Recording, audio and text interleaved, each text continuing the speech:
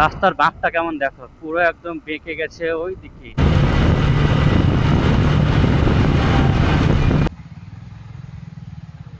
এখন আমরা যাচ্ছি মোরগ্রামের দিকে। মোরগ্রাম থেকে আমাদেরকে যেতে হবে বাঁ দিকে। এই রাস্তাতেই সবাই শিলিগুড়ি, দার্জিলিং বা সিকিম যায়।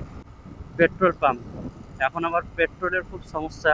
পাশেই রয়েছে আয়রন গ্রাম। এটা হচ্ছে আজকের আমাদের প্রথম এবং শেষ টোল প্লাজা।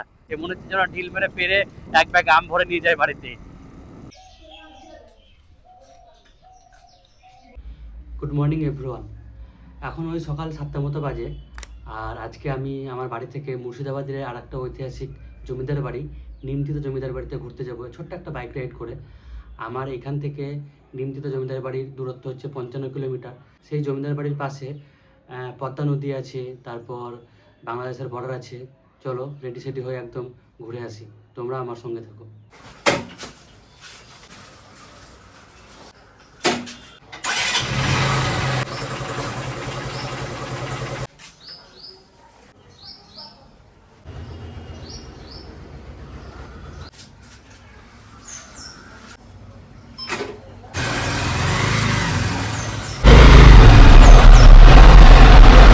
গুড মর্নিং বন্ধুরা, আজ রবিবার। দেখতেই পাচ্ছ এটা হচ্ছে আমার বাড়ির সামনের রাস্তা। এখানে হাট বসেছিল। এখন সকাল ওই 7:30 পৌনে 8টা মতো বাজে। আকাশটা সকাল থেকে মেঘলা মেঘলা ছিল, এখন কেবলই রোদ বেরোলো। আজকে যাচ্ছে একটা ঐতিহাসিক জায়গা মুর্শিদাবাদের। জানো তো, গলিতে গলিতে ইতিহাস ছড়িয়ে ছিটিয়ে আছে। আর এই ব্লগে আমি শুধু একাই নেই, আমার সঙ্গে আর একটা পার্টনার আছে, সুফল আছে।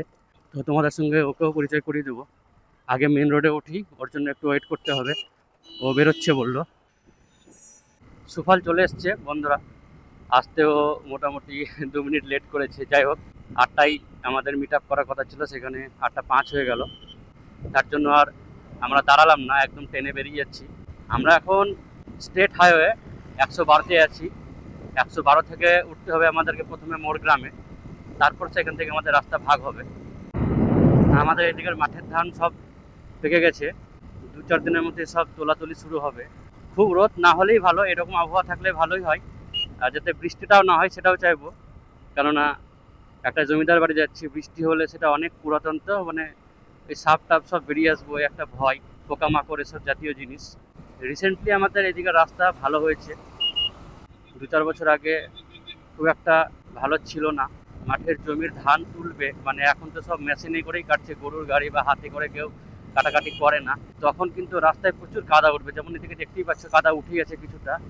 এদিকে প্রচুর পরিমাণে বাইক স্কিড করে, খুব সাবধানে চালাতে হবে। তারপরে যদি একটু সামান্য বৃষ্টি হয়ে যায়, যদি খুব জোরে বৃষ্টি হয় খুব ভালো কথা, যদি হালকা বৃষ্টি হয় তাহলে কিন্তু যারা বাইকার আছে, যারা বাইক চালায়, তারা বেশি পড়বে। প্রশাসনকে এই ব্যাপারে একটা ব্যবস্থা নেওয়া উচিত। যখনই কোনো ট্রাক্টর জমি থেকে মেন রোডে উঠবে, তখন তার গাড়িতে চাকায় যে মাটিগুলো লেগে থাকবে সেগুলো যেন ছাড়িয়ে তারপরে এই মেন রোডে ওঠে। রাস্তার অবস্থাটা দেখো এদিকে। এখান থেকে রামপুরহাট 32 কিলোমিটার, নলহাটি 19, আর লোহাপুর 6 কিলোমিটার ডান দিকে চলে যাবে। এবার আমরা স্টেট হাইওয়ে থেকে উঠে যাব ন্যাশনাল হাইওয়েতে। এটা হচ্ছে 112 স্টেট হাইওয়ে, SH 112। আমরা যাব NH 14। না কেউ আসছে না, বেরিয়ে পড়ি। NH 14, সামনে একটা ব্রিজ আছে, মনে হচ্ছে যেন কাজ চলছে, তার জন্য বাইপাস দিয়ে রাস্তা করে দিয়েছে, আগে এটা ছিল না। হ্যাঁ, ব্রিজে কাজ চলছে, ডাইভারশন আছে একটা। টেম্পোরারি হলেও রাস্তাটা বেশ ভালোই করেছে, কেননা এটা হাইওয়ে আর এদিকে প্রচুর পরিমাণে লরি, যেমন দেখতেই পাচ্ছ আমার সামনে আছে বালির গাড়ি, পাথরের গাড়ি, প্রচুর পরিমাণে লরি যায়, তার জন্যই রাস্তাটাকে একটু মজবুতভাবেই করেছে। এই যে চলে এসেছি আমরা মোরগ্রামের মোড়ে। ডান দিকে চলে যাচ্ছে বহরমপুর, কৃষ্ণনগর, বাঁ দিকে ফারাক্কা, মালদা, তারপর শিলিগুড়ির রাস্তা। এই বাঁ দিকেই আমাদেরকে যেতে হবে। আর ডান দিকে চলে যাচ্ছে বহরমপুর। এদিকে সোজা রাস্তা, ওমরপুর পেরিয়ে সাজুর মোড় বলে একটা জায়গা আছে, সেখানের থেকে আমাদেরকে একটু গ্রামের ভিতরে ঢুকতে হবে। এখন আপাতত 70-80-তে গাড়িটাকে ক্রুজ করাতে হবে। আমরা NH 12-এ উঠে পড়েছি। একদম সোজা রাস্তা, মালদা, শিলিগুড়ি, ফারাক্কা। সামনে সুফল যাচ্ছে, ও নতুন গাড়ি কিনেছে, TVS রনিন। আমার তো SP 125, বহু পুরানো, 2015-র। তারপরে হাই রোড আরামসে উঠে যাচ্ছে 90-100-তে। আমি ওকে বললাম ভাই একটু আস্তে চালা, অত তো যেতে পারবো না, 75-70-এ চল। কেননা 80-তে ওঠাও খুব চাপের আমার গাড়িটা, উঠে যায় কিন্তু শব্দ করে অনেক, তার জন্য আমি চাই না আর কি অত স্পিডে চালাতে। পেট্রোল পাম্প, এখন আবার পেট্রোলের খুব সমস্যা। জানি না সব জায়গায় পেট্রোল দিচ্ছে কিনা, আমাদের ওখানে যে পেট্রোল পাম্প আছে সে তো 100 টাকার বেশি দিচ্ছে না। কিন্তু পেট্রোল পাম্পে একটা বন্ধু আছে পরিচিত, বলে গেলাম, 500 টাকার পেলাম, কপাল ভালো, না হলে আবার 3-4টে পেট্রোল পাম্পে আমাকে দাঁড়িয়ে পেট্রোল ভরাতে হতো। আর এখন যা আছে আজকে আরামসে হয়ে যাবে। ফেরার সময় মনে হয় একটু হলেও ভরে নেব, তাহলে যেহেতু একটু ক্রাইসিস চলছে, সাবধান থাকাই ভালো। এই রাস্তাতেই সবাই শিলিগুড়ি, দার্জিলিং বা সিকিম যায়, কিন্তু আপাতত আমাদের গন্তব্য 55 কিলোমিটার দূরেই। কবে যে সেই কিলোমিটারটা 55 থেকে 500 হবে আমি সেটাই ভাবছি। ইচ্ছে খুব হয় কিন্তু কি করব, ইচ্ছে হলেই উপায় আছে, উপায়ও হয়ে যাবে একদিন ঠিকই। সব ইচ্ছে একসঙ্গে পূরণ করতে হবে এমন কোনো মানে নেই, আস্তে আস্তে হবে। যাবো তো একদিন বটেই, সে ব্লগ করতে পারি বা পারি না, নিজের বাইকে হোক বা অন্যের বাইকে হোক, যাবো তো বটে। শেখ দিঘি বাম দিকে, ডান দিকে হচ্ছে জঙ্গিপুর, আর সোজা চলে যাবে উমরপুর। আমাদেরকে যেতে হবে উমরপুরে। উমরপুর থেকে সাজুর মোড়, তারপর তখন রাস্তা ভাঙবে। ওইদিকে আমি কোনোদিন যাইনি, এটাই আমার ফার্স্ট টাইম। আমি এই উমরপুর লাস্ট গেছি, সুফল চেনে রাস্তা, তার জন্য ও আগে লিড করছে। রাস্তাটা যা করে দিয়েছে না, আর একদম প্রায় 1 কিলোমিটার পর্যন্ত চোখ যাচ্ছে। সুফল আমার জন্যই মনে হয় একটু আস্তে বাইক চালাচ্ছে, না হলেও 120 পার করে দিত। এত সুন্দর রাস্তা, রাস্তার দুই সাইড এত সুন্দর ভিজিবিলিটি আছে যে কোনো অসুবিধা হবে না বাইক এক্সপ্রেস ক্রুজ করতে। তবে এই রাস্তায় প্রচুর ড্রাইভারশন আছে, প্রচুর বলতে আপাতত আমার চোখে 2-1টাই পড়লো। বাঁদিকে চলে যাচ্ছে প্রসাদপুর, কিন্তু ওইদিকে রাস্তায় কাজ চলছে বলে আমাদেরকে ডান দিকের লেনে ভরে দিল। আমরা উমরপুর চলে এসেছি। উমরপুর শহরটাকে দেখতে বেশ ভালো লাগছে। ডান দিকে একটা রাস্তা আছে, লরির জন্য হয়তো দেখা গেল না, ওইদিকে চলে যাবে রঘুনাথগঞ্জ। এখন আমরা সেটা ক্রস করে চলেছি সামনের দিকে। পাশেই রয়েছে আইরন গ্রাম, এদিকে একটা বড় দিঘির মতো আছে। এটা কি আমি ঠিক বলতে পারছি না, নদী তো মনে হচ্ছে না, তবে দেখতে খুব সুন্দর লাগছে। মাঝে মাঝে অনেক পদ্ম ফুল ফুটে আছে, আবার জল জমে আছে। সামনেই হয়তো কোথাও আইরন ব্রিজ থাকবে, চলে এসেছি প্রায় কাছাকাছি। এই আইরন ব্রিজ যারা এ রাস্তায় যারাই তারা চেনে, দেখতে যথেষ্ট ভালো।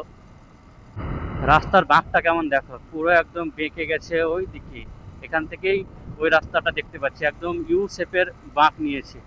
দেখতে সুন্দর, গাড়ি চালাতেও মজা।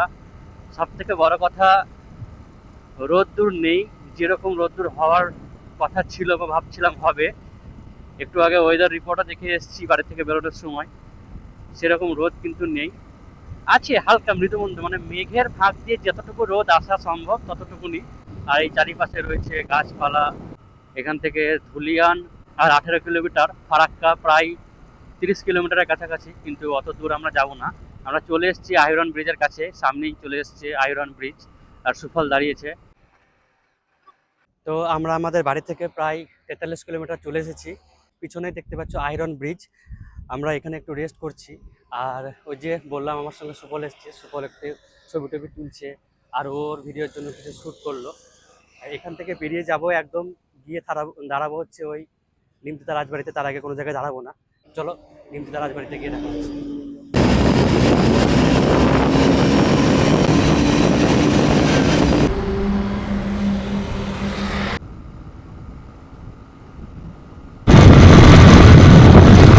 বহরমপুর ফারাক্কা টোল প্লাজা, এটা হচ্ছে আজকের আমাদের প্রথম এবং শেষ টোল প্লাজা। একটাই টোল প্লাজা পড়বে, তাছাড়া আর নেই।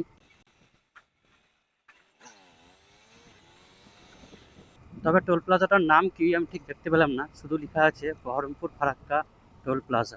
সোজা চলে যাচ্ছে গুয়াহাটি, শিলিগুড়ি, ডালখোলা। কিন্তু আমাদের গন্তব্য মোটেও অত দূরের নয়, কাছাকাছি। আর 11 কিলোমিটার চলে এসেছি প্রায়। আয়রন ব্রিজ থেকে নিমতিতা রাজবাড়ির দূরত্ব দেখলাম 11 কিলোমিটার। সামনে আমরা যাব সাজুর মোড়, সাজুর মোড় থেকে আমাদেরকে ডান দিকের একটা রাস্তা ঢুকে গ্রামের ভিতর ভিতর যেতে হবে। প্রায় চলে এসেছি, ফারাক্কাও চলে এসেছি, ভাবছি ফারাক্কা ব্রিজটা একবার দেখে নেবো নাকি। আর 12 কিলোমিটার এখান থেকে। তোমাদের কেমন সুন্দর লাগবে বা লাগবে না আমি জানি না, তবে প্রচুর আম গাছ দেখতে পাবে। এই দেখো আম গাছ প্রচুর পরিমাণে, রাস্তার দুই ধারে শুধু আম আর লিচু গাছ প্রচুর পরিমাণে দেখতে পারবে। আর এখন যেহেতু আমের সিজন, তো গাছে গাছে থোকা থোকা আম ধরে আছে, মনে হচ্ছে যেন ঢিল মেরে পেরে এক ব্যাগ আম ভরে নিয়ে যায় বাড়িতে। রাস্তার ধারেই আছে, মনে হয় না কেউ কিছু বলবে, আমি জানি না। ছোটবেলায় খুব করেছি এরকম, লোকের বাড়িতে গিয়ে আম পেড়েছি, জাম পেড়েছি, কিন্তু এখন সুফলকে ম্যাপের দায়িত্বটা দেখতে দিলাম, যে ও দেখুক, আমি ওকে ফলো করি। আমি একটু ক্যামেরাও করছি, আবার ক্যামেরাতেও নজর রাখতে হবে, ম্যাপে নজর রাখতে হবে, তার জন্য বললাম তুই কর। ডাকবাংলা ঔরঙ্গাবাদ ডান দিকে যেতে হবে, আর ফারাক্কা ডাকবাংলা সোজা চলে যাবে।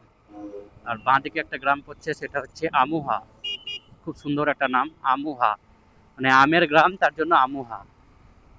মানে এইদিকে যত গ্রাম আছে, এরপর থেকে প্রতিটা গ্রামে, উমরপুরের পর থেকে স্টার্টিং হয়েছে, প্রতিটা গ্রামে প্রচুর পরিমাণে আমের গাছ থেকে দেখা যায়। এটাই কি সাজুর মোড়? এটাই কি সাজুর মোড়? এটা হলো সাজুর মোড়। আমরা যাব এইদিকে, আমরা এদিক থেকে বহরমপুর হয়ে আসছি। যারা বহরমপুরে হয়ে আসবে তাদেরকে ডান দিকে যেতে হবে, আর যারা মালদার সাইডে আসবে তাদেরকে বাম দিক হয়ে এই মেন রোডের এই দিক দিয়ে, মেন রোড ছেড়ে ভিতর দিকে চলে যেতে হবে। সাজুর মোড় থেকে এবার আমরা গ্রামের ভিতরের রাস্তায় ঢুকে গেলাম, মানে NH-12 ছেড়ে। এটা ঠিক কেমন সিস্টেম বুঝতে পারলাম না, মানে রেল লাইনের নিচে দিয়ে মনে হয় কোনো একটা সাবওয়ে গেছে, সেটাই এটাকে কানেক্ট করছে। হ্যাঁ, ঠিক উপরে রেল লাইন আছে, বৃষ্টিতে কেউ ভিজে না যায় বা রোদ দূর যেন না পড়ে, সেই রকম ভেবেই ভালো করেছে কাজটা। সাজুর মোড় থেকে নিমদিতা রাজবাড়ির জন্য টোটো পাওয়া যায়, তাছাড়া অন্য কোনো ব্যবস্থা নেই।